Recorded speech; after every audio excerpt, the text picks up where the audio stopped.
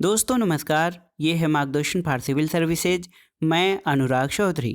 दोस्तों जीएस दृष्टि सामान्य विज्ञान के अंतर्गत आज की वीडियो में प्रस्तुत है जीव विज्ञान के महत्वपूर्ण प्रश्नों का भाग 12, जिसमें आज की वीडियो में हम प्रमुख मानव रोगों के अंतर्गत कवक जनित रोग, उनके कारण, संक्रमित अंग तथा संचार के माध्यम और साथ ही साथ परजीवी रोग और इसके कारकों के बारे में महत्वपूर्ण प्रश्नों को पढ़ेंगे, जो आपके आगामी परीक्षाओं के सामान्य अध्ययन के लिए बहुत ही उपयोगी है। तो आइए शुरू करते हैं आज का वीडियो। जीएस दृष्टि जीव विज्ञान के महत्वपूर्ण प्रश्नों का भाग 12। आइए सबसे पहले कवक जनित रोगों के बारे में हम जान लेते हैं दोस्तों, कवक किसे कहते हैं। दोस्तों कवक जो हैं ये थैलोफाइटा समूह के जो है अंतर्गत आते हैं। देखिए बहुत ही महत्वपूर्ण है, कवक थैलोफाइटा समूह के अंतर्गत आते हैं और इनकी उत्पत्ति या कवक की उत्पत्ति लैटिन शब्द फंगस से हुई है, जिसका शाब्दिक अर्थ छत्रक या मशरूम होता है। और अध्ययन की किस शाखा के अंतर्गत कवकों का अध्ययन किया जाता है, तो याद रखिएगा माइकोलॉजी। दोस्तों माइकोलॉजी शाखा जो है विज्ञान की, इसके अंतर्गत कवकों का अध्ययन किया जाता है। कवक की विशेषता क्या है दोस्तों, कवक जो हैं ये मृतोपजीवी या परजीवी होते हैं और इनका जनन बीजाणुओं के द्वारा होता है। दोस्तों कवकों में संवहन ऊतकों का अभाव होता है, इनमें पर्णहरिम यानी क्लोरोफिल का अभाव होता है और जड़, तना और पत्ती का भी अभाव पाया जाता है। तो देख लीजिए, कवक जो है ये लैटिन भाषा के फंगस शब्द से उत्पन्न हुए हैं। इनके अध्ययन की शाखा को माइकोलॉजी कहा जाता है। ये मृतोपजीवी या परजीवी होते हैं। इनका जनन बीजाणुओं के द्वारा होता है। इनमें संवहन ऊतक और पर्णहरित तथा जड़, तना और पत्ती का अभाव पाया जाता है। आइए जान लेते हैं कवक से संबंधित या कवक से होने वाले प्रमुख रोगों को। इसमें देखिए हम सबसे पहले एथलीट फुट रोग के बारे में जानेंगे। दोस्तों एथलीट फुट जो होता है, ये रोग जो है इसका कारण ट्राइकोफाइटोन और टीनिया पेडिस नामक कवक होते हैं। देखिए एथलीट फुट जो है दोस्तों, ये कवक जनित रोग है जो कि ट्राइकोफाइटोन और टीनिया पेडिस नामक कवकों से होता है और इसके संचार का माध्यम संक्रमित मृदा होती है। यानी एथलीट फुट रोग मृदा के संक्रमण में इन कवकों के संक्रमण के द्वारा होता है और इसके संक्रमण से जो संक्रमित अंग होता है, त्वचा के मुलायम हिस्से, विशेषकर अंगुलियों के बीच के हिस्से जो है इससे संक्रमित होते हैं। अब आइए जान लेते हैं कुछ अन्य रोगों के बारे में। देखिए यहाँ पर एक महत्वपूर्ण एस्परजिलोसिस रोग है दोस्तों। इसका कारण क्या है, तो एस्परजिलोसिस का जो कारण है ये एस्परजिलस प्रजाति का कवक होता है और इसके उदाहरण हैं एस्परजिलस फ्लेवस, एस्परजिलस फ्यूमिगेटस और एस्परजिलस नाइजर। और इसका लक्षण है दोस्तों, इस रोग में जो है रोगी के दम घुटता है, इसको महक नहीं, किसी चीज़ की महक नहीं पता चलती है और इससे सबसे अधिक फेफड़े प्रभावित होते हैं। इसके अलावा दोस्तों आइए देख लेते हैं अर्गटातप्य रोग के बारे में। देखिए इसको एर्गोटिज्म भी कहा जाता है दोस्तों। इसका कारण क्या है, तो एर्गोटिज्म रोग का कारण क्लेविसेप्स परपुरिया नामक कवक होता है। देखिए क्लेविसेप्स परपुरिया, और इसका संचार का माध्यम संदूषित अनाज का उपयोग होता है और इसका जो लक्षण होता है, इसमें दस्त और उल्टी आती है, हाथ पैर में संवेदना खत्म हो जाती है और ड्राप्सी इसके अंतर्गत महत्वपूर्ण लक्षण हैं। दोस्तों अर्गटातप्य रोग से जो एर्गोटिज्म रोग है, इससे प्रभावित अंग जो हैं मानव का पाचन तंत्र और तंत्रिका तंत्र एर्गोटिज्म से प्रभावित होता है। तो और इसका जो संचार है ये संदूषित अनाज के उपभोग के कारण होता है। आइए कुछ महत्वपूर्ण उपयोगी तथ्यों को जो परीक्षाओं की दृष्टि से महत्वपूर्ण हैं उनको जान लेते हैं दोस्तों। नवजात शिशुओं को दिया जाने वाला ट्रिपल एंटीजन टीका किससे बचाव करता है, तो ये डिप्थीरिया, कुकुर खांसी और टिटनेस से यानी डीपीटी से बचाव करता है। एक प्रश्न है, क्लाडिस्ट्रियम बाटुलिनम बैक्टीरिया से उत्पन्न रोग कौन सा है? तो ये बाटुलिज्म होता है। और WHO के अनुसार सर्वाधिक संख्या में प्राण लेने वाला रोग कौन सा है? तो ये तपेदिक या ट्यूबरकुलोसिस, जिसको टीबी कहा जाता है, ये सर्वाधिक संख्या में प्राण लेता है। दोस्तों, क्षय रोग यानी टीबी के परीक्षण के लिए विशिष्ट परीक्षण क्या कहलाता है? तो ये मैंटाक्स ट्यूबरक्यूलिन त्वचा परीक्षण या टीबी रक्त परीक्षण क्षय रोग के परीक्षण के लिए प्रयोग किया जाता है। और एक प्रश्न है, दंत क्षय या दांतों के क्षरण का कारण क्या है? तो स्ट्रेप्टोकाकस म्यूटान्स और लैक्टोबैसिलस नामक बैक्टीरिया ये दंत क्षय के लिए महत्वपूर्ण उत्तरदायी कारक हैं। अब आइए प्रमुख रोग और उत्तरदायी कवकों के बारे में जान लेते हैं। दोस्तों, यहाँ पर आप देख सकते हैं एथलीट फूट, ये ट्राइकोफाइटोन नामक कवक से होता है। इसके अलावा देखिए जियोट्राइकोसिस जो है ये जियोटिकिकम कैंडिडम कवक के द्वारा होता है। दाद या जिसको हम लोग रिंगवर्म कहते हैं, ये ट्राइकोफाइटन बेरुकोसस नामक कवक से होता है। और कैंडिडायसिस, इसके अलावा दोस्तों गंजापन या बाल्डनेस ये भी कवक के कारण होता है। इसके लिए उत्तरदायी कवक जो है वो टीनिया कैपिटिस कवक होता है, जो गंजापन के लिए उत्तरदायी होता है। खाज, दोस्तों खाज भी खुजली की तरह होता है, ये एकेरस इसके बीज कवक के कारण होता है। और देखिए त्वचा प्रदाह या डिमेटिटिस रोग भी कवकों के कारण होता है। दमा या जिसको अस्थमा कहते हैं, ये एस्परजिलस फ्यूमिगेटस नामक कवक के द्वारा होता है। तो ये प्रमुख कवकों के द्वारा होने वाले प्रमुख रोग और उनके लिए उत्तरदायी कवकों का ये वर्णन था। आइए दोस्तों देखते हैं एफ्लाटॉक्सिन विष के बारे में कि एफ्लाटॉक्सिन विष क्या होता है। देखिए दोस्तों, एफ्लाटॉक्सिन विष जो होता है इसकी उत्पत्ति जो है एस्परजिलस फ्लेवस, एस्परजिलस फ्यूमिगेटस और पेंसिलियम आइसलैडिकम आदि कवकों के द्वारा उत्पन्न होती है। और ये इसका संचार माध्यम मक्का, मूंगफली आदि फसलें होती हैं। इसके द्वारा दोस्तों यकृत यानी लीवर होता है, लीवर प्रभावित होता है सबसे अधिक जो एफ्लाटॉक्सिन विष होता है। और यकृत कैंसर होने की संभावना होती है एफ्लाटॉक्सिन के द्वारा, और ये कैंसर कारक है, ये बहुत ही महत्वपूर्ण कैंसर कारक है। ब्लैक फंगस, दोस्तों ब्लैक फंगस जो है इसको म्यूकोरा माइकोसिस नामक जो है ब्लैक फंगस को, ब्लैक फंगस रोग जो है म्यूकोरा माइकोकाइसिस कहा जाता है। और इसका पूर्व नाम जो था जाइगोमाइकोसिस था। दोस्तों ब्लैक फंगस का कारण क्या है?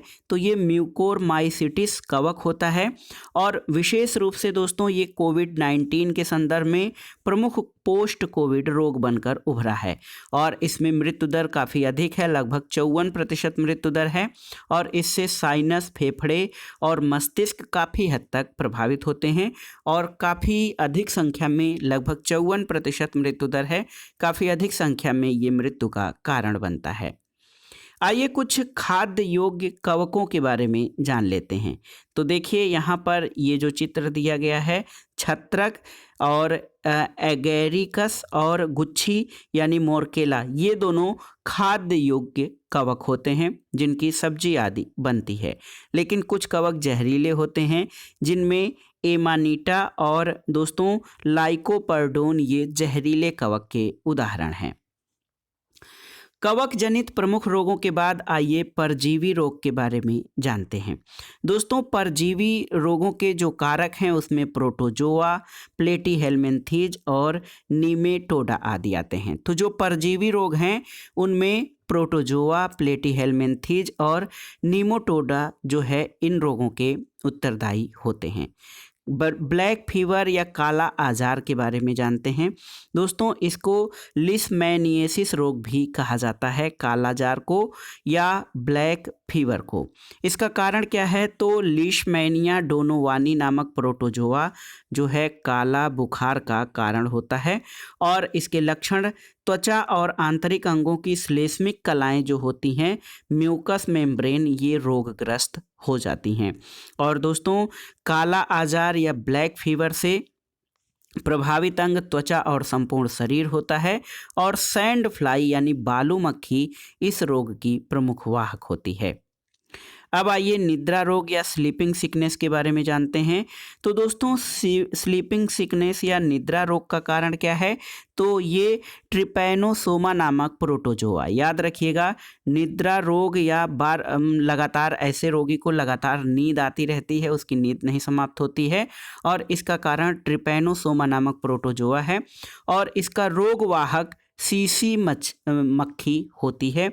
लक्षण ये है कि दिन में भी नींद से बोझिल होना और हमेशा ऊँघते रहना, ये जो है ट्रिपैनोसोमा वायरस, ट्रिपैनोसोमा प्रोटोजोआ और नींद की बीमारी का है। और इससे प्रभावित अंग जो होता है रुधिर, सेरिब्रो स्पाइनल शारीरिक द्रव, हृदय पोशियाँ और जनद जो हैं ये सबसे अधिक प्रभावित अंग होते हैं। अब आइए मलेरिया डिजीज़ के बारे में जानते हैं।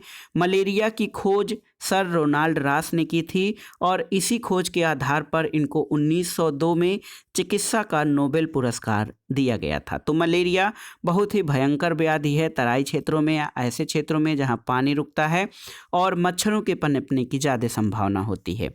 दोस्तों मलेरिया से प्रभावित अंग कौन सा है? तो मलेरिया से रेड ब्लड कार्पल्स यानी लाल रक्त कणिकाएं और स्प्लीन यानी प्लीहा सबसे अधिक प्रभावित होता है। और मलेरिया का जो कारण है वो प्लाज्मोडियम नामक प्रोटोजोआ होता है, जिसकी 4 प्रजातियां होती हैं: plasmodium vivax, plasmodium ovale, plasmodium malariae और प्लाज्मोडियम फैलसीपेरम। दोस्तों भारत में 60 से 65% केस प्लाज्मोडियम वाइवैक्स के द्वारा और 30 से 35% केस प्लाज्मोडियम फैलसीपेरम के द्वारा होते हैं। तो ये बहुत ही महत्वपूर्ण जानकारी थी मलेरिया के बारे में। दोस्तों मलेरिया के रोगवाहक कौन हैं? तो मादा एनीफिलीज मच्छर होते हैं। और विश्व मलेरिया दिवस मलेरिया के प्रति जागरूकता और इसके उन्मूलन के प्रति लोगों को जागरूक करने के लिए, सचेत करने के लिए प्रतिवर्ष 25 अप्रैल को विश्व मलेरिया दिवस मनाया जाता है। और इसके लिए जो प्राकृतिक औषधि है वो कुनैन सिनकोना नामक वृक्ष की छाल से प्राप्त होता है। इसके लिए कुनैन जो है प्राकृतिक औषधि प्रयोग की जाती है। और कृत्रिम औषधियों में एटिब्रिन, मेलुब्रिन, रेसोचिन, कामाक्विन और क्लोरोक्विन, ये जो औषधियां हैं ये मलेरिया के उपचार के लिए प्रयोग की जाती हैं। एक बार फिर से देख लीजिए, एटिब्रिन, मेलुब्रिन, रेसोचिन, कामाक्विन और क्लोरोक्विन मलेरिया उपचार के लिए प्रयोग की जाने वाली प्रमुख कृत्रिम औषधियां हैं। दोस्तों मलेरिया जो है मच्छरों से फैलता है, मादा एनीफिलीज इसके वाहक होते हैं। और इससे बचाव के लिए डीडीटी, पायरेथ्रम, नेफ्था तथा कपूर आदि का प्रयोग किया जाता है। जलाशयों में लार्वा खाने वाली बत्तखें और मछलियां जैसे गैम्बूसिया छोड़ी जाती हैं जो मच्छरों के लार्वा को खाती हैं। पॉलीथ्रीन नामक पायरेथ्राइड कीटनाशक का प्रयोग किया जाता है। और कुनैन और डेराप्रिम नामक रोग निरोधी औषधियों का प्रयोग किया जाता है मलेरिया से बचाव के लिए। वैक्सीन, तो दोस्तों मलेरिया के लिए पहली वैक्सीन अफ्रीकी देश मलावी में WHO द्वारा अप्रैल 2019 में लॉन्च किया गया था। सिस्टोसोमा रुग्णता क्या है? तो देखिए सिस्टोसोमा रुग्णता क्या है, इसको बिल्हार्जिया के नाम से भी जाना जाता है। सिस्टोटोमा, देखिए ये बहुत ही महत्वपूर्ण है। सिस्टोटोमा रुग्णता ये दोस्तों बिल्हार्जिया के नाम से जाना जाता है। और इसका कारक सिस्टोटोमा नामक पर्णकृमि जो कि प्लेटीहेल्मिन्थीज वर्ग का जो है कृमि है, इसके कारण होता है। और इसके द्वारा लीवर और आंत्र और अन्य अंग प्रभावित होते हैं सिस्टोसोमा रुग्णता में। दोस्तों इसके प्रमुख लक्षण क्या हैं? तो सिस्टोटोमा में त्वचा में खुजली होती है, बुखार आता है, सिर दर्द और पेट में दर्द होता है। और इसका प्रसार दोस्तों विकासशील देशों में महामारी के रूप में होता है और ये महत्वपूर्ण परजीवी संक्रमण है जो मनुष्य और अन्य स्तनियों के रुधिर वाहिनियों में उपस्थित होता है। और सिस्टोटोमा जो रुग्णता है दोस्तों, ये सिस्टोसोमा रुग्णता मलेरिया के बाद सर्वाधिक संक्रमण फैलाने वाला परजीवी रोग है और इसके प्रसार का माध्यम असुरक्षित पेयजल और स्वच्छता की कमी है। तो सुरक्षित पेयजल और साफ सफाई के द्वारा सिस्टोसोमा रुग्णता से बचा जा सकता है। अब आइए जानते हैं फैशियोला के बारे में। दोस्तों फैशियोला जो है प्लेटीहेल्मिन्थेस संघ का जो है प्रकार है और ये चपटा यकृत कृमि या लीवर फ्लूक होता है और इसके द्वारा फैसियोलियासिस रोग हो जाता है। इसकी अवस्थिति कहाँ होती है? तो दोस्तों ये भेड़, बकरी, सूअर और भैंस आदि के जिगर की बड़ी बड़ी पित्त नलियों में उपस्थित होता है। तो ये था दोस्तों फैशियोला के बारे में जानकारी। अगला है न्यूरोसिस्टिसर्कोसिस। न्यूरोसिस्टिसर्कोसिस, इससे हमारा सेंट्रल नर्वस सिस्टम यानी केंद्रीय तंत्रिका तंत्र प्रभावित होता है। इसके प्रसार का माध्यम सूअर के मांस का भक्षण और फीता कृमि के अंडों से युक्त संक्रमित जल का प्रयोग करना होता है। इसके लक्षण में दोस्तों न्यूरोसिस्टिसर्कोसिस में जो लक्षण होते हैं, त्वचा के ऊपर उभार हो जाते हैं, इसमें सिर दर्द होता है और ब्रेन ट्यूमर जैसा आभास होता है। इसका कारण टीनिया सोलियम नामक फीता कृमि होता है जो कि प्लेटीहेल्मिन्थेस संघ से संबंधित है। और विशेष तथ्य ये है कि 2003 में लिएंडर पेस के मस्तिष्क में इसका संक्रमण हुआ था। अब आइए जानते हैं बहुत ही महत्वपूर्ण और आम रोग फाइलेरिया के बारे में। तो दोस्तों फाइलेरिया को स्लीपद भी कहा जाता है। इसमें पैर जो है बहुत मोटा हो जाता है, हाथी पाँव इसको सामान्य रूप में कहा जाता है या फिर फील पाँव के नाम से जाना जाता है। और दोस्तों फाइलेरिया बुचरेरियाई ब्रैंकफटाई जो है नामक गोल कृमि से संबंधित होता है, उससे फैलता है जो कि नीमेटोडा संघ से संबंधित है। और फाइलेरिया के जो वाहक हैं ये मादा क्यूलेक्स मच्छर होते हैं और इसके लक्षण में हाथ, पैर, जननांग सहित अन्य भागों का फूलकर विकृत होना। और इससे दोस्तों फाइलेरिया से लिम्फ ग्रंथियां जो हैं, फाइलेरिया या फील पाँव से लिम्फ ग्रंथियां सर्वाधिक प्रभावित होती हैं और इसको इंग्लिश में फाइलारिसिस कहा जाता है। हाथी पाँव, फील पाँव या स्लीपद फाइलेरिया को ऐसे सामान्य रूप से बोलते हैं। आइए कुछ परीक्षोपयोगी तथ्यों को देख लेते हैं। मानव शरीर में परजीवी के रूप में उपस्थित नीमेटोडा संघ की जातियों की संख्या कितनी है? तो लगभग 50 नीमेटोडा संघ की जातियां मानव शरीर में परजीवी के रूप में रहती हैं। मलेरिया का प्राथमिक पोषद कौन होता है? तो ये मनुष्य है। मलेरिया का द्वितीयक पोषद या सेकेंडरी होस्ट कौन है? मादा एनोफिलीज मच्छर होता है। प्लाज्मोडियम मानव शरीर में कहाँ पाया जाता है? तो लाल रक्त कणिकाओं और यकृत की कोशिकाओं में प्लाज्मोडियम पाया जाता है। और देखिए पाइरेथ्राइड स्तनधारियों की तुलना में कीटों के लिए विषाक्त होता है कितना? तो दोस्तों पाइरेथ्राइड स्तनधारियों की तुलना में कीटों के लिए 2250 गुना अधिक विषाक्त होता है। अब आइए प्रोटोजोआ से संबंधित देख लेते हैं। एस्कैरियोसिस जो है, एस्कैरियोसिस क्या है दोस्तों? इसका कारक एस्कैरिस नामक गोल कृमि होता है जो कि नीमेटोडा संघ से संबंधित है। और इसमें देखिए इसका प्रभाव क्या होता है एस्कैरियोसिस का?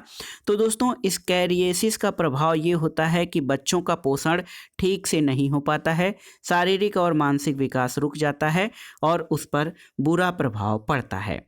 और एस्कैरियोसिस से प्रभावित अंग मानव की आंत होती है। देखिए दोस्तों देख लेते हैं एस्कैरियोसिस की अवस्थाएं क्या हैं। तो प्रथम तरुण डिंभक जो होता है ये रैबिडिफॉर्म लार्वा के द्वारा, और द्वितीय जुवेनाइल अवस्था में एम्ब्रियोनोटेड अंडे जो कि मनुष्य के लिए संक्रामक होते हैं, इसके जो है एस्कैरियोसिस की अवस्थाएं होती हैं। एस्कैरियोसिस से बचाव के लिए जो औषधियाँ प्रयोग की जाती हैं उसमें चीनोपोडियम का तेल, मिबेंडाजोल या अल्बेंडाजोल और एल्कोपार, ये सब एस्कैरियोसिस से बचाव के लिए प्रमुख औषधियाँ हैं। तो एस्कैरियोसिस नीमेटोडा नामक संघ के गोल कृमि एस्कैरिस द्वारा प्रसारित होता है। तो दोस्तों ये था आज का वीडियो। जीएस दृष्टि जीव विज्ञान के अंतर्गत प्रमुख मानव रोगों में हमने कवक जनित रोग और परजीवी रोग के बारे में महत्वपूर्ण अध्ययन किया कि कवक जनित रोगों के कारण कौन से हैं, उनसे संक्रमित अंग कौन से होते हैं, संचार का माध्यम क्या है और इनसे प्रभावित होने वाले अंग और उसका मानव स्वास्थ्य पर क्या प्रभाव पड़ता है, उसके बारे में हमने अध्ययन किया।